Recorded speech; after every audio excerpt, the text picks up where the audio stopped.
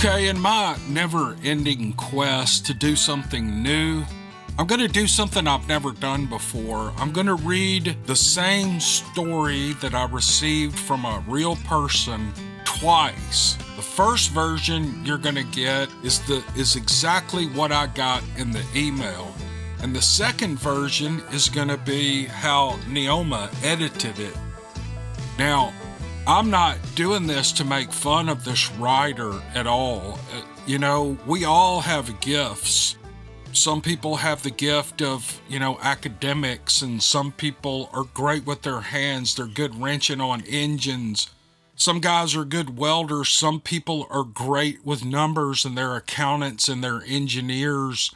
And some of those people maybe don't have a real good feel for how a story can flow. A good way to make a story flow. So this in no way is to poke fun. You're not going to know his name, so he's not going to be embarrassed. And if he hears this, I don't remember when I got this, but I think, I just don't know when I got it, but you're going to hear two stories, and I'm going to show you what we do to them. The first thing you need to know is we do not change what happens in the story. We just make the story better. We just make it told better. And you're going to see what I'm talking about. And if you're smart, if you're not one of these crazy Bigfoot extremist enthusiasts who have been sending me emails lately about me changing stories, I don't change any stories. I just make them better. I make them flow so that you guys can enjoy them. So I want you to tell me in the comment section which story that I'm about to read that you enjoyed better. And you're going to see that nothing changes in the story. Everything is exactly the way he said it. It's just told in a different way. Because that's what we do. We try to give you good quality readings so that you can enjoy the story. So enough talking. This is the original story that I got in an email. Here's what there is: zero punctuation in this email. So I'm just going to read it just like he's got it written.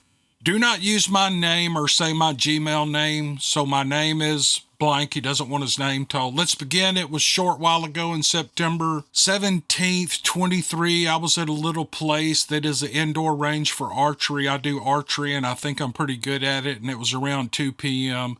It was nice out and it was an old building and it looked in disrepair with spider cobwebs everywhere. And if a big enough tree fell on this building, it would collapse. So now it's 2:30.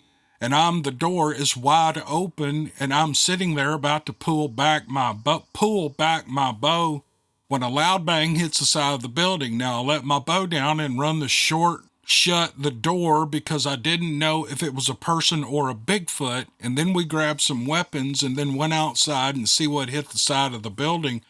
And we saw a pretty big sized walnut that kind of come from any tree around there. And it felt eerie feeling like those eyes on me the whole time when I was outside. I didn't see anything, but it felt just like there were eyes on me at all times that I couldn't see outside. It was 3 p.m. I get enough courage to go back outside and have the door open, and I saw a possum. So I was just chilling outside, and then I felt eyes on me again. I don't know if it was a Bigfoot or someone later that night at around 7:38 p.m. I was leaving the range and saw a pair of eyes. I didn't say anything to nobody, and the creepiest part about it is you have to get out of your vehicle to shut the gate. And I also throw eyes on me the whole time. We was leaving. That's the end of my encounter. I know it's pretty short. I love your podcast, and you should post some more Steve Lilly content. I really love that podcast. Thank you for your content. Okay, this man, that's the end of the email, and this guy's a very nice guy. He's a good guy, and I love him.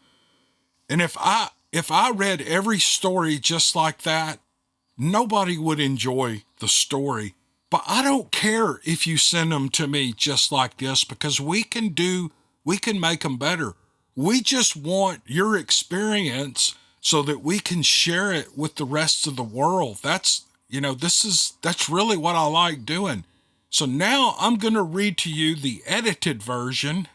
And you tell me, this is the second edited version. You tell me which one was easier on the ears in the comment section. I enjoy archery. I think I'm pretty good at it, so I tend to spend a lot of time at an indoor range near here. It's not much of a building. It's old and it's broken down. It's covered in spider webs, and it looks like a good stiff breeze might blow it over. But it's close to home, and convenience makes up for a lot. On September 17, 2023, I decided to head over and get some practice with a buddy of mine. We pulled up and I jumped out to open the gate so we could drive in. Well, it was a nice day with very little wind and there was a bright sun overhead. I would have expected to hear squirrels chattering and birds singing or maybe some other small creature shuffling through the overgrown brush that lined the fence, but I didn't. And it didn't occur to me to be worried by the fact. Instead, I made a mental note of the quietness of the day and I jumped back in my truck. After we pulled in, I told my buddy that it was his turn to get out, and he pulled the gate shut behind us and he jumped back in the truck. The gravel drive from the gate to the building isn't more than 30 yards long, and it curves around a little clump of trees and opens into a parking lot big enough for 4 or 5 vehicles. You can't see the building from the road, and if you weren't a local or an archer, you might not even know it was there. Normally, my buddy wouldn't have got back in the truck, he would have just walked up. But as I began to pull forward, he slapped the tailgate to let me know that he wanted me to wait. We pulled up to the building and got our bows out of the back end. "Did you notice how quiet it was out there?" he said. "Yep," I replied. An uneasy feeling crept over me as I stood there. It was like I was being watched. My eyes scanned the trees around us, but I didn't see anyone. I didn't even see any animals, and I thought to myself, man, this is a really quiet day. It was 2 o'clock when we got there. We went inside, knocked away a few spider webs. We never got rid of all of them because the place was so old and rickety that we couldn't help but wonder if those webs weren't what was holding the building together. We had the place to ourselves, though, and it didn't take us long to get set up and start shooting. And within minutes, we had both forgotten all about how quiet it was outside. Half an hour later, I was about to pull back my bow when something loud banged on the side of the building with a loud crack. I nearly jumped out of my skin. My buddy looked at me, and I looked back at him, and we were both wondering if someone was outside trying to stir up some trouble. The door was wide open, so we would have seen anyone pull in, but that didn't mean someone couldn't have walked in. With our weapons in hand, we headed out the door to see what hit the building. No one was around, but it was still eerily quiet. And right away, I began to feel like someone was watching us from the woods, but a quick scan of the tree line didn't reveal anything. We made our way around the building where we found a walnut lying on the ground beside it. I felt a rush of relief, and I told myself, "You fool, it was just a walnut that fell out of a tree." I looked up as the thought crossed my mind, fully expecting the tree directly overhead to be a walnut tree. But the tree I was looking at was an oak. And I looked at the tree next to it and the one on the other side of that, and at the next and the next, but there was no walnut tree in sight. My mind went through several scenarios that would have explained how a walnut landed next to the building. A squirrel might have managed to carry it there, but how could it have thrown it at the building? What we heard didn't come from the roof, it came from the sidewall. My buddy looked up at the trees too, and then back at the woods, and I knew right away that he was feeling the same question of being watched that I was, but I didn't say anything, there wasn't a point. We were both already getting a little edgy, and we decided to go back inside. By 3 o'clock, I had talked myself into believing there was a logical explanation for the walnut, even if I couldn't think of one, so I went back outside. When I got there, there was a possum in the driveway inspecting something on the gravel. It was the first wildlife I had seen since we got there. Now, this place is out in the country. It's set in the woods, so we normally saw rabbits and squirrels all over the place. Birds were usually flying around from tree to tree, and there was always the sound of some insect or other chirping critter. One time we had to sit inside for half an hour while a skunk wandered around the parking lot, but there was none of that today. Seeing that possum felt like I had an open door back to sanity land. Then I got hit with a strange feeling of being watched again. I looked around and again I didn't see anything. My common sense was telling me there was someone out in the woods and I just couldn't see them. But something deep inside me was triggering my flight or fight response mechanism, and it told me that whoever or whatever was out there, that it was dangerous. I went back inside and I tried not to think about it for the next few hours while we practiced. My buddy went outside once and he came back with a haunted look on his face. He didn't say anything and I didn't ask. Sometimes it's better not to know. The whole time we were there that day, everything felt off. My imagination was kicking in and I had visions of someone coming in and shooting up the place. My buddy was nervous and jittery acting, and neither one of us was willing to say out loud what I knew we were both thinking. Finally, it was 7:30 p.m. and the sun had set. It was dark outside. We had an excuse to leave without looking like a couple of chickens, so we quickly loaded up the truck and drove out to the gate. Now it was my turn to get out and open it. And I jumped out as quickly as I could and rushed over and I swung it wide. And as I turned around to go back to the truck, that's when I saw it. A set of eyes inside the tree line were staring out at me. They were too tall to be human and too wide to be an owl, and they seemed almost to glow of their own accord. In my hurry to leave, I stepped on the gas a little too hard and sent rocks flying behind us, and my buddy gave me an odd look and he just said, "Hurry up and shut the gate. I want to get home." He jumped out and did as he was told, and when he got back inside, I knew from the look on his face that he had seen those same set of eyes, and neither one of us spoke about it on the way home. I don't know what we saw. Maybe it was a Bigfoot. Maybe it was something else. Maybe it was a really big man in those woods, but whatever it was, every one of my senses was telling me that we needed to get the heck out of there, and we never went back. Now that's the edited version. You may have liked the first version. You may be a purist, and you may say, just read it word for word. Or you may be one of the people who I hope to attract to this channel who enjoys story, but I'll tell you this, I did not change one detail in that story. It was told, all the details of what happened were exactly the same as the email that he sent me, but it was just a little easier on the ears, and we made it a better story. We didn't make it a better encounter. I'm not trying to make it a better encounter. We just made the story told better. Does everybody understand? Now I know that 98% of the people who listen to this podcast will go, "Oh yeah, it makes perfect sense." But there is that 1 or 2% that gets so bent out of shape. It's like they just look for things to pick at. And so anyway, I just want to give you an example. I've never once changed a story. And there's only one time in 5 years I've been doing this. You guys know I have like 600 videos up. One woman contacted me after I put up a story, and she was very upset because there was something about the story about her and her husband had stopped so she could get out and go to the bathroom in the woods. She came back and they looked in their rearview mirror and there was a Bigfoot behind them. She never said how far or close it was to the car, behind the car. So I just made up a distance. I said it was, I think I said it was 20 yards behind the car, but it was actually, she said in her email that it was like 100 yards behind the car, and she just jumped in my shit about that. And I'm like, well, if you wanted people to know how far it was behind the car, why didn't you put that in the story?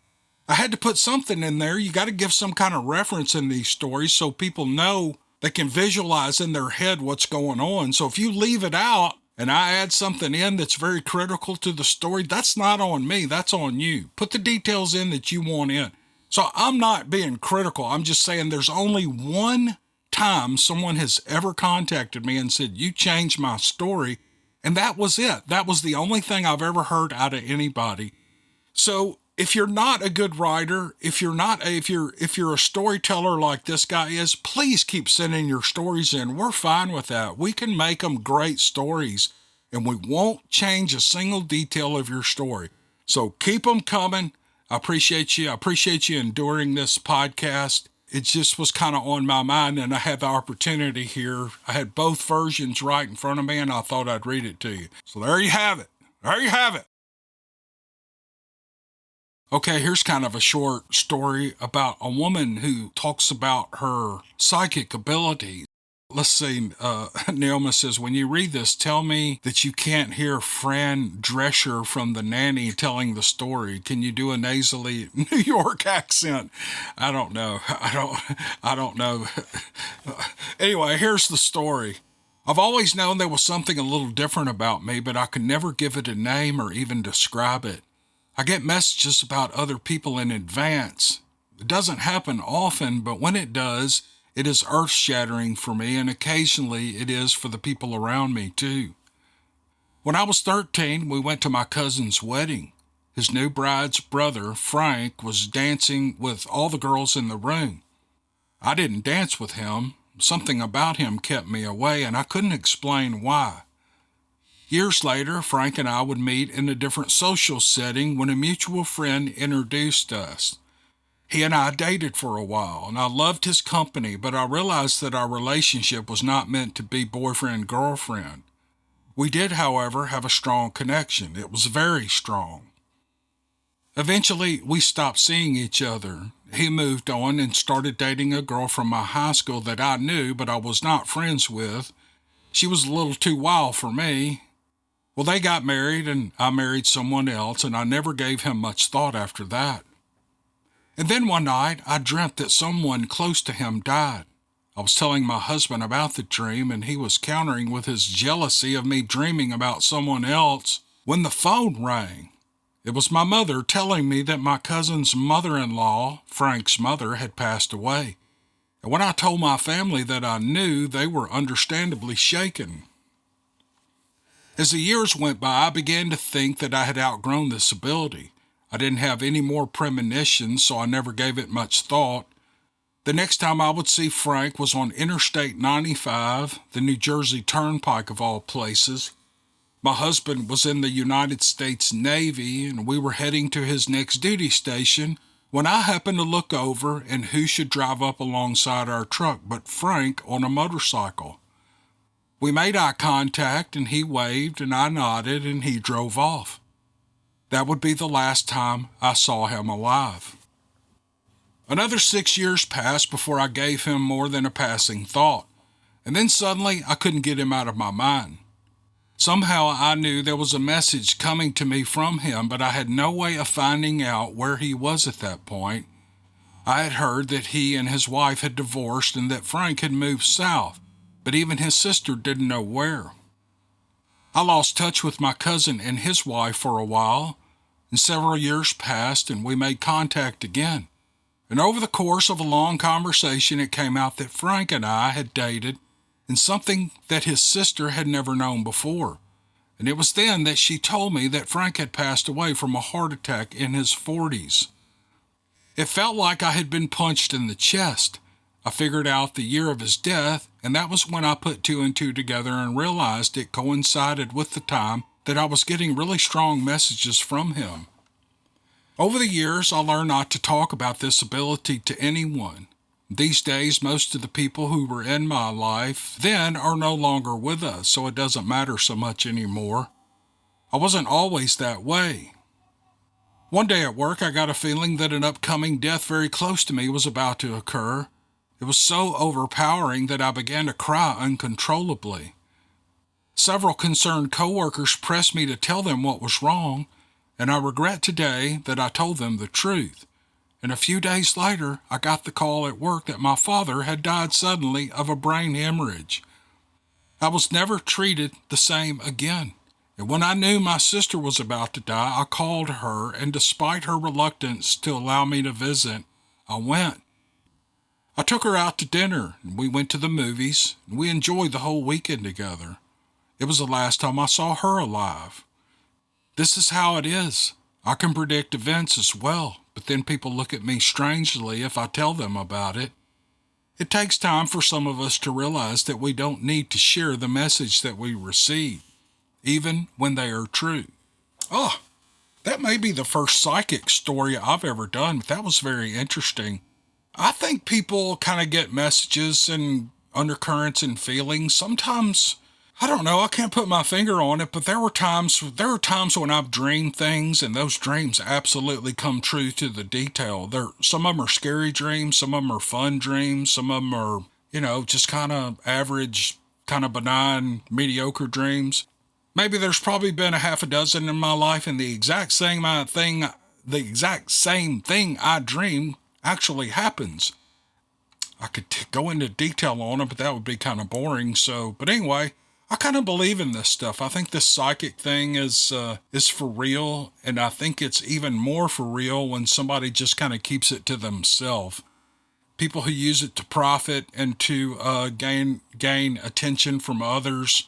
I think there's a little bit something in it for them, but I don't know. What do I know? I don't know much at all. I just read stories.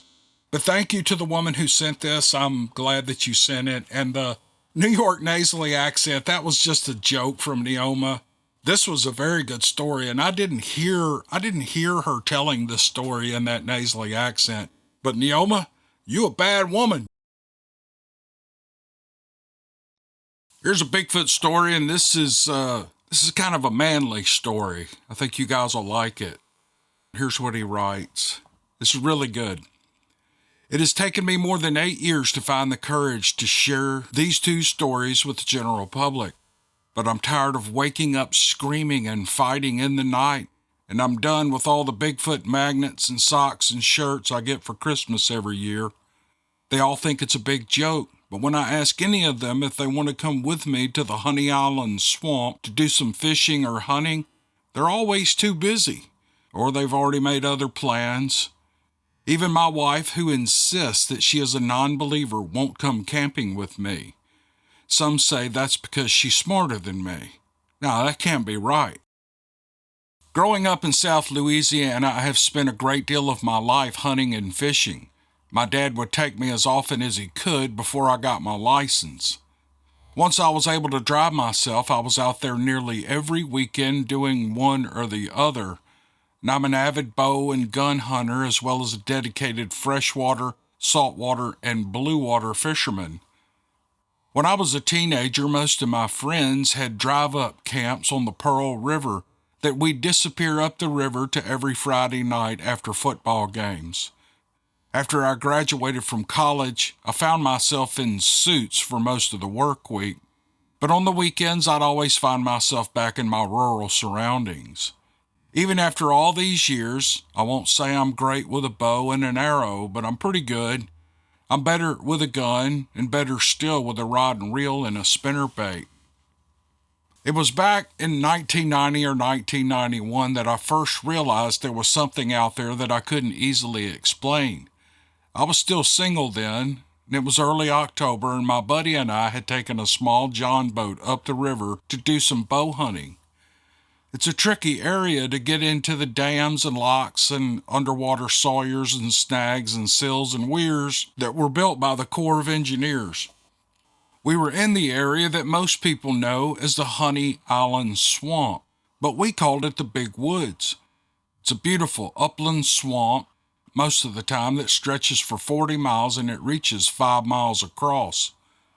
It's a part of the Pearl River Basin that goes all the way to Jackson, Mississippi. But we found a good spot and we set up camp. We gathered up some firewood before walking away from the river several hundred yards and separating. I went another 400 yards with a breeze in my face and I hunted an oak flat. It was a quiet evening. I hadn't seen any deer and it was getting dark.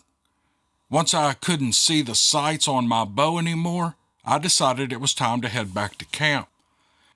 As I was getting my flashlight and backpack together, I heard a very loud and heavy walking coming toward me from 100 yards away. Figuring it was either a deer, my buddy, or a panther, I sat tight and I sat still for a few minutes and I waited. All it did was get darker. I couldn't take it anymore, so I said, "Hey, buddy, is that you?" The walking stopped 40 yards from me and to my left. Everything went silent. "All right, man, you're not scaring me," I said a little louder. Still, I didn't get an answer, and the hair on the back of my neck stood up as the feeling of being watched came over me. This had me unsettled enough that I finally screamed at whatever this was, and my buddy called back to me from a good 400 yards away. At this point, I was a little concerned. I turned on the flashlight and I scanned the area, and there didn't appear to be anything out there. I already had a broadhead from my quiver and my knife out to make the walk back, so I started to ease my way down to the right, talking to this thing as I did so. "Now I'm going to hurt you," I bluffed. "You don't want none of me. I'm a bad dude. At the very best, I'll cripple you." Finally, I hollered at my buddy, and he hollered back from a little closer this time. Meanwhile, when I was walking, this thing walked, and when I stopped, it stopped. It felt like an eternity before I made it to our meetup point, and right away I told my buddy that something was following me. Well, we both kind of laughed and agreed that it was probably a panther. We've seen them in southeast Louisiana. It was only 100 yards back to camp, and this thing followed us the whole way. And with our phantom stalker close by, we decided it would be a good idea to gather a little extra firewood for the fire before we sat down in our lawn chairs. We sat there with our flashlights on and Bowie knives in our hands, and we talked loudly to it, telling it to go away. And we assured it that it didn't want any part of us. We were bad dudes. All the while, it walked in a slow semicircle around us, 50 yards out and in the dark. Eventually, we chose to go about our business. We cracked open the cooler for some cold fried chicken and some beer. And for 30 minutes, we sat there eating our supper, throwing chicken bones at it and telling it to get and leave us alone because we didn't want to hurt it. After a couple of more beers, we began to feel better. We weren't thirsty anymore. And that's when we came up with the kind of idea that gets people elected to the Darwin Awards. We decided to charge it with our knives and bows. Our flashlights were probably brighter than we were that night, but it would not leave us alone. And seeing two men bluff charging into the woods a good 20 yards while screaming like a couple of banshees did make it back off. And looking back, I wonder if we actually startled it, or if it went somewhere to get control of itself and stop laughing at us. Either way, we felt like we had chased it away and went back to our lawn chairs by the fire. We stayed close to the other side of camp, gathering more firewood so we could keep a big fire going until well after we went to bed. We never smelled it. The wind was wrong for that, but it came back and stayed with us for several hours. I could feel it watching us, and sometimes we heard it moving. I don't know what that animal was, but it was smart. It sounded like three men walking heavily in the woods. By 9 p.m., we couldn't hear it anymore, so we turned in and went to sleep, and we hunted the next morning without incident, and we packed up and went home. We didn't hear screams or wood knocks, and there were no tracks. It may have been a Bigfoot, or it might have been a hungry panther. I've heard panthers scream near where we were that night. They sound like a crazy woman screaming, if you've never heard one before, and it'll send chills down your spine. Whatever this thing was, I've never forgotten it. Time marches on. In 2014, my youngest son was ready for a hunt in the big woods. I was in my early 50s by then. Over the years, for all the general reasons that make life what it is, a wife, children, and my job, I hadn't hunted this part of southeastern Louisiana as much as I had when I was younger. I had still killed my share of deer and ducks and hogs here, just not as often. It was late January, muzzleloader season, that inevitably happens in conjunction with the coldest weather that the deep south can throw at you. Our plan was to go in by boat on Thursday afternoon. I had taken time off from work and I'd pulled my son out of school at lunch for the trip. We got the boat loaded and then I said a quick prayer for protection before we launched and we headed upriver. It was just before dark when we reached our camping spot and we pitched our tent, and then after that, we set up our lawn chairs and unloaded the boat. There were virtually no issues on that trip, except one. My son was set up a few hundred yards away from me on a crossing with a single-shot 20-gauge slug gun while I was upriver a bit. The era of hollering across the woods or using walkie-talkies had been replaced by cell phones and texting by now. My son would text me and he would tell me what he was or was not saying, and I would text back the same. It was almost dark when he texted the message that sent a chill down my spine. Something is close and loud and it's walking, but it won't come out. It sent me charging on a hot trot with my headlamp bobbing. He never saw anything. All he knew is that it walked around and that it was too loud to be a deer. We decided it was time to head back to camp, where we ate supper and went to bed. The river was rising fast and it was about to spill over its banks, so after one more day of hunting, we left. It was a place where high water runs swift and swirls into dangerous whirlpools, and we didn't want to get caught in that. That was the end of our 2014 trip. I think it was a Bigfoot that made the noise in the dark for my son, but there are no smells, there were no knocks or anything else to prove it. We'd had such a big time together while camping the previous January that we decided to go back in for an early youth-only hunt on the 9th of November of that year. Like we did in January, I took a couple of days off from work and I checked my son out of school on Thursday at lunch. Then we headed straight for the Honey Island swamp. I said another prayer for protection before leaving the boat ramp. We had eaten supper on our way there, so we didn't cook anything that night, which meant we only had a small fire. I learned the next morning that my cell phone didn't pick up enough signal to set off the alarm, so we didn't get up until daybreak. We dressed and we ate in a hurry before jumping in the boat and heading off to a good deer and hog spot that I knew. It was Friday morning, opening day of youth rifle hunt. We tied the boat up and began stalking and creeping across the wind. We jumped several deer, but they moved off too quickly to offer my son a shot. And that day we hunted the area with him in front of me by 25 yards as we slowly stalked through the woods as if we were hunting squirrels. It was more stopping than walking. Back at camp that night, we got our headlamps and I grabbed a hatchet to cut some firewood. My son decided that he wanted to chop a fallen tree down, so I handed him the hatchet and I told him not to cut his leg off. Have you ever watched a 14-year-old with a hatchet by headlamp? He beat a downed oak into submission before I pointed out that it wasn't making enough noise to call in a Bigfoot. Laughing, he said, "Skunk ape, Yeti, Wookiee, Sasquatch," and we both chuckled. It took a few trips to get all the firewood back to camp, so it was pitch black before I started building the fire. I was busy working on that while drinking a beer when we heard 5 loud, distinct tree knocks 1,500 yards down the river. It sounded like an NFL lineman with a 4x4 hitting a tree. We looked at each other and shrugged our shoulders. Maybe someone else downriver from us was cutting firewood too. So we ate our supper and we went to bed. On Saturday, we went to another favorite spot of mine and walked for hours.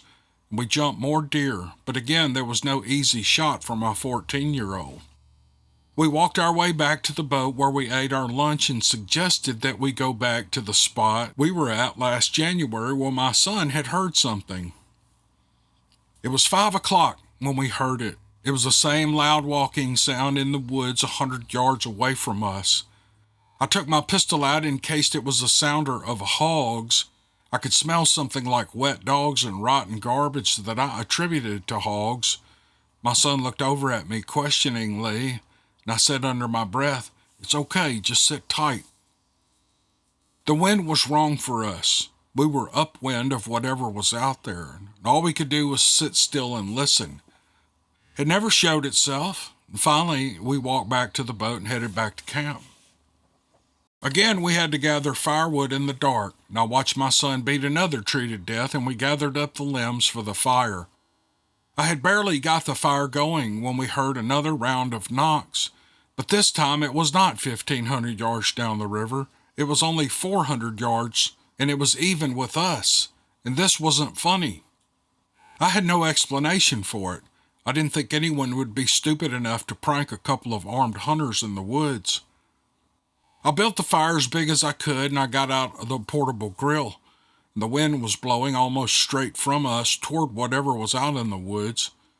We had deer burgers for supper, and afterwards my son got his phone out and we shared earbuds so I could listen to the Arkansas LSU game. We were laughing and yelling at the game when I suddenly got a funny feeling, and I reached for my pistol and I put it in my lap again. "What's up with that?" said my son. "Something's watching us. I got a funny feeling," I told him. "You did that earlier today," he said. "Yeah," I answered. "When you have a funny feeling, you get ready for it. It's hard to teach that kind of primal skill to someone. Either you have it and know, or you don't." We sat there quietly while the hair on the back of my neck danced around, and we listened to our surroundings. We weren't interested in the game anymore, and that was when all hell broke loose. 30 yards outside of the firelight, something screamed. It was like a panther, but it was louder.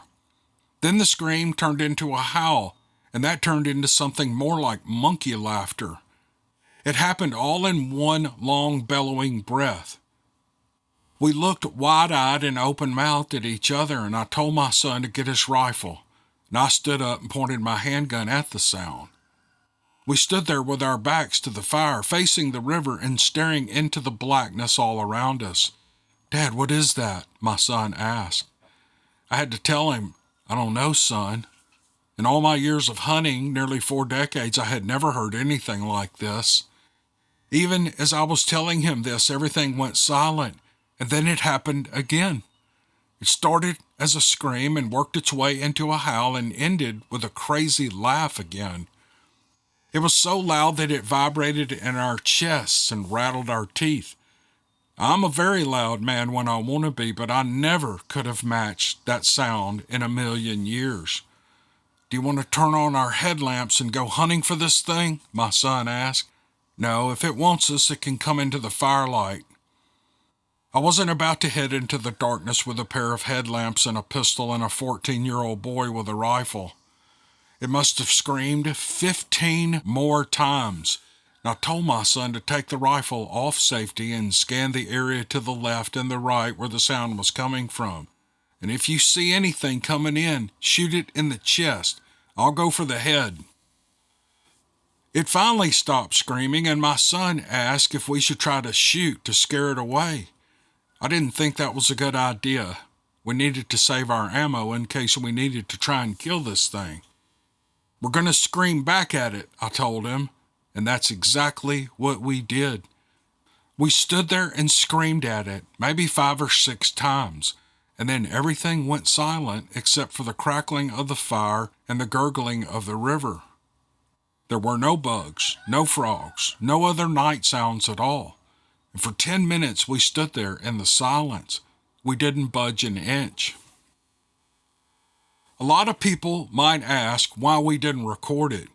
If you were in the woods with your child thinking something that you can't even imagine is so close by and ready to make a meal out of him, would you think, "Hey, I better get this recorded"? We finally sat down, but we kept our weapons ready. It was another 20 minutes of dead silence before my son asked if I wanted to pack up and leave. Well, I almost said yes, but it would mean trying to navigate out in a swift current in the dark, and I decided it would be better to wait until daylight. We also considered sleeping in the boat out in the middle of the river, but that would leave us vulnerable to being rammed by another boat at daylight. Our best hope was to sleep in the tent with our guns between us. I didn't sleep much anyway. On Sunday morning, we decided to go ahead and hunt one more time, and then we went back to camp to pack up and leave that afternoon. It was a relief when we finally pulled into the drive around dark. We were home and we were safe. On Monday evening, I sat in my recliner in the living room with my son on the couch nearby, and I searched my iPad for the sounds that we had heard. I Googled screams, howls, laughs, and it returned sounds from California.